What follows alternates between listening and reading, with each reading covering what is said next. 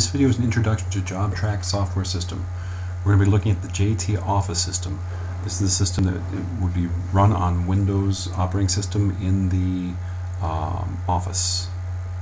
Let's start by double-clicking the icon on the Windows desktop, and the first thing we have to enter is the job code. This is a 2-character code that's assigned to each company that is using the JobTrack system. This only comes up the very first time you run JobTrack on a computer, so we will not have to answer this again. After that, we're presented with the usual JobTrack login screen. We enter in our name and password, and this will bring us to the main window of the JobTrack system, which is the workflow window. On the workflow window, we have a list of jobs that are open, and this is a whole range of stages of progress of the jobs, anywhere from just having had the contract signed all the way to having all the work done and waiting for inspection. So this is a list of open jobs presented in this grid in the upper half of the screen. The lower half of the screen is a list of to-dos for the particular user I logged in as. Let's just go ahead and double click on any of the rows in the workflow to view the detail for that particular job. And I'm going to job number 1154 for John Rethmeyer. After you've double clicked, you're presented with a series of tabs for that particular job. Starting on the left is the contract. The contract is all the information that the salesperson collected out from the customer, the measurements, everything needed to order materials and do an estimate for the job. And this particular window looks different than the other tabs because it is modeled after the paper contract that the salesperson is taking out to the customer. So it's set up this way to make it easy for the person entering the information in off the paper contract. It's going to look different for every company that uses JobTrack. Next tab over is the contact information. All the basics over here on the left for the name and address of the customer, plus a grid here that shows all the appointments that have been had with this customer, the meetings, and also another grid that shows all the jobs or prospect records that this customer has entered into JobTrack. So this customer has 2 jobs in JobTrack already. The next tab over is the job detail tab. Here you have the status salesperson, a quick overview of the measurements that were on the contract, the job address, because the job might be at a different address than the customer's address. The upper grid here is a list of all the stages of the job. Stages are usually correspond to each trade involved in the job. So some jobs might be roofing only, then they would have 1 row up on this grid. Other jobs that have roofing, or maybe several stages of roofing and siding, gutters, would have multiple rows here. The lower grid here is just a list of all the materials involved in the job. This is so that we can generate a PO to go off and order materials from the supplier. The next tab over is the financials tab. This is a financial overview of the job. So here you can see a summary of the charges. Here with a discount, additional charge, a total of all the supplements, and all that combines down into the total charge for the customer. Here's a summary of what the customer's payments have been, a summary of the cost broken out by material and labor and office, and then a quick analysis of what the profit of the job is going to be. This upper grid is a list of all the individual payments made by the customer. This lower grid is a breakout of the expenses by category. The next tab over is the mortgage and insurance, and this is just a place to type in the mortgage and insurance information for the customer. The next tab is the notes tab. Here is all the notes that have been entered for this particular job. These notes can be entered in by the office people or the sales people or the job managers. Anyone involved in the job could enter in a note, but also notes are also automatically entered by the system when some event occurs, like an email sent off to the insurance company that is logged in here by the system automatically. The next tab over is one of the highlights of the system, which is its document management. In here you can attach all kinds of documents and images and photos to a job. So you can upload a document from your system or off of a card or a thumb drive, or just drag and drop images and PDFs on the system here. You can also have the system automatically run a scanner to scan paper documents from your scanner directly into the job.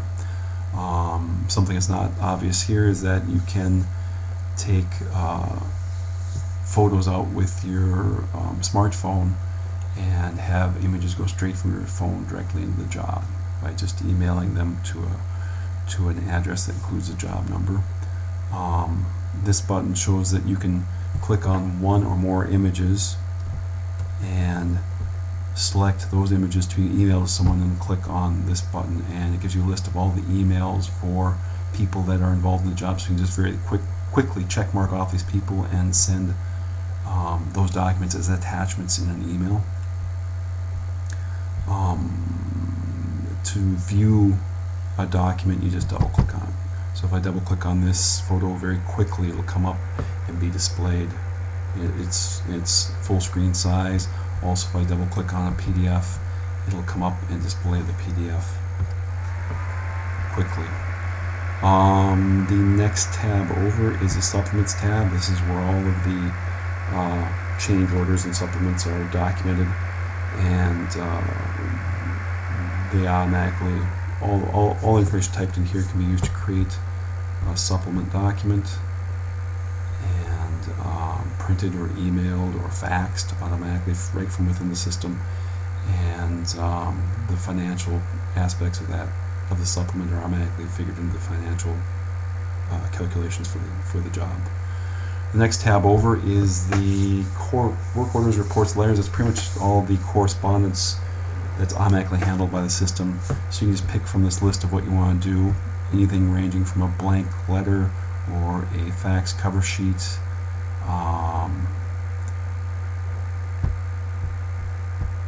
all the way to being a quite complex insurance invoice can be handled here. And just like most other things in the system, you can print it, email it, or fax it right from within the system. And just give a quick overview of the different documents that are available. A work order, documents, a purchase order,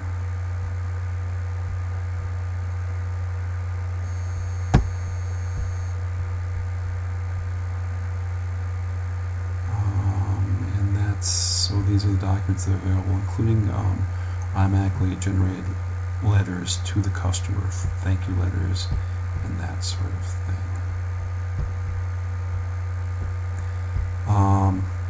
That is pretty much it for these tabs that are involved in one job.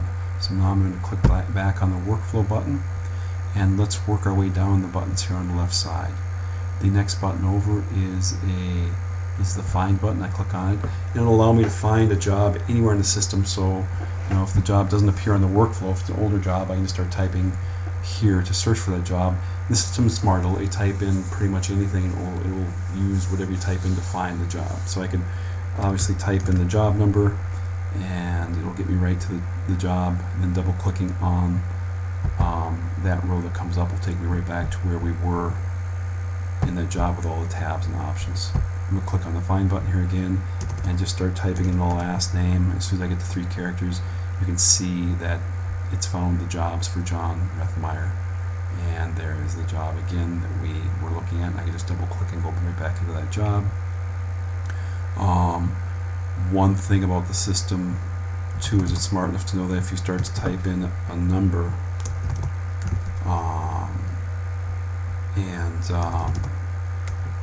it'll assume it's a job number, but then if you follow it with some characters, then it's going to assume it's an address. So now if I know someone lives at a certain address, I can type in start typing in the address and it will find it. So I started typing in 27 space E, and it find all the jobs that match that address, and once again, it's the Rethmeyer job we were looking at. That's pretty much it for the Find button. Let's move on down to the Scheduler. This is a scheduler that is kind of a typical scheduler for an office. It looks a lot like the Microsoft Outlook scheduler, where you can schedule multiple people for multiple days. And we're going to just take a look at one person now. And to schedule a job for a day, we just double click on the time slot that we want to schedule it. I'll bring us up a new appointment record.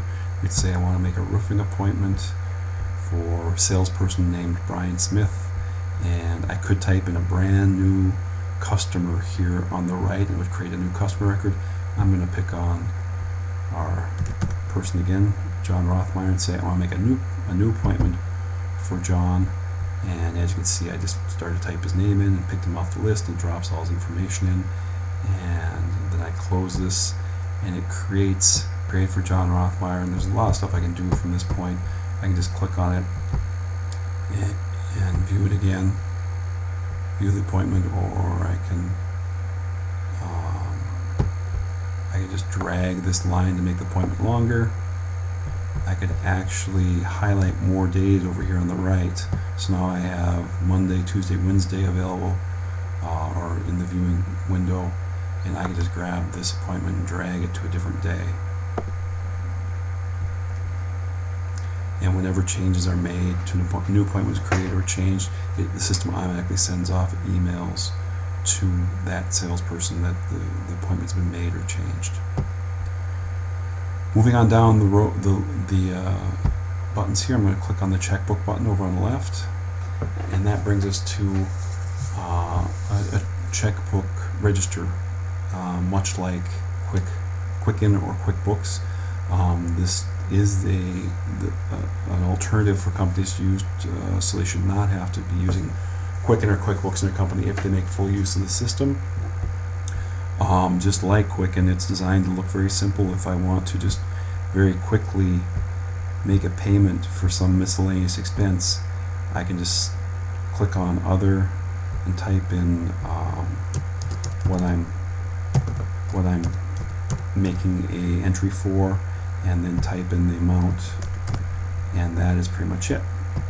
On the more complex side is if I were to do something more specific in the system, like pay a salesperson. I select that, and the system somewhat shifts gears, and now it'll allow me to pick the salesperson off of the list, and then press the money button, and see it pops up a list of all of the jobs that salesperson has done, and so I can see what amount they're owed for different jobs.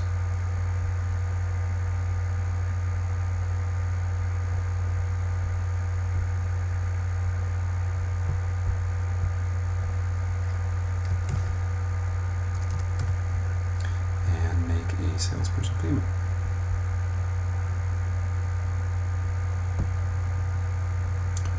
Also, contractor payments are handled in a similar way. If I select contractor payments, then the next column over, the list of contractors pops up.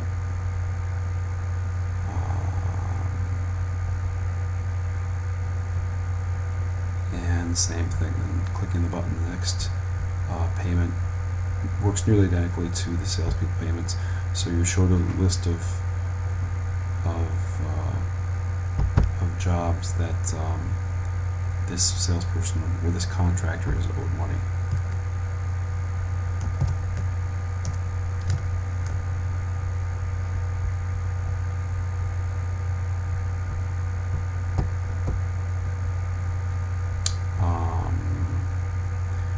A lot of information to be pulled up right from within the system. All the grids in the system have the ability to sort by just clicking on the column header. You can also filter and select one person off the list and get a summary of information. So I want to see all the salesperson payments I made to Bill Bailey. I just click him off the filter. I'll see only his payments, and I will get a summary. So Bill Paley in total has been paid $28,000. Also, I can take off that filter, undo the sorting by payment, but also then group by. So I can just drag this column heading up there and have the entire check register grouped by who I've paid to. So you can see summaries of everyone that's been paid and what their payments were. I can expand by just clicking on the plus sign over on the left. That is pretty much it for the checkbook. The other items here on the left are for administrators only. So there are different options here where I can just click on this will update JobTrack, so it will update itself and pull down the most recent version off the web. Different tools for setting job numbers, exporting to QuickBooks. Under the File button, there's all kinds of maintenance options if I want to set up my bank or set up different suppliers or set up different materials. I can go in and change the template. So if I want my work order to look differently than it was by default, I can go into here in Files and actually make changes to the work order.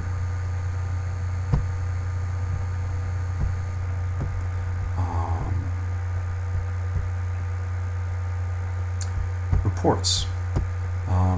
Most reports in the system are designed to be online and hopefully get most information prior to printing. So most of these reports are in grids, just like we saw in the checkbook. The grids can be sorted or filtered or grouped. So I can see a list of all my contacts by clicking on Reports, Contact Grid, and see that list, or Reports. A job grid would just be a list of jobs with a whole bunch of information there. You can select which columns you want to see. You can group, you can sort, you can filter. One of the most useful reports is a salesperson pay grid report, which breaks all of the jobs out by salesperson. And with that, I can, whenever I get something grouped and sorted and filtered the way I like it, I can save those settings away and come back and reselect those settings to get them to pop up again.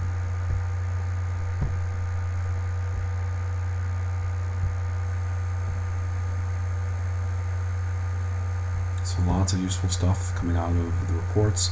Once I've got things set the way I like them, I can print it. Also, I can dump it out to Excel. So these grids that we're manipulating right now can be dumped out to Excel for other analysis or for emailing or whatever you'd like to do with them from that point. And that is pretty much it. We've worked our way through JobTrack. We've looked at all the details inside of a job. We've looked at all the different options for the main buttons here down the left. Thank you.